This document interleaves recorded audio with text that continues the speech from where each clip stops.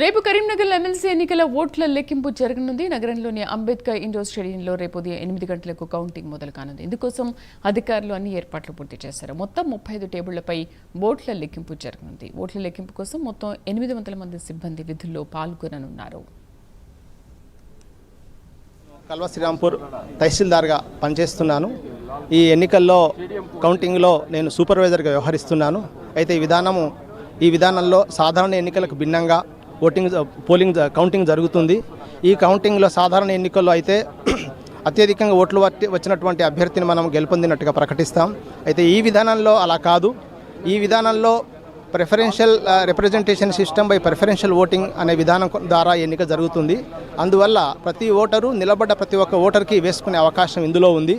అందువల్ల ఈ కౌంటింగ్లో మనం అభ్యర్థిని గెలుపొందినట్టుగా ప్రకటించాలంటే పోలైన ఓట్లలో 50% మించి ఓట్లు సంపాదించాల్సి ఉంది.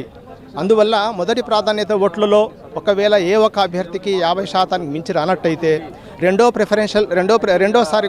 సెకండ్ ప్రిఫరెన్స్ వచ్చినటువంటి కౌంట్లను కూడా ఇందులోకి బదిలీ చేస్తారు.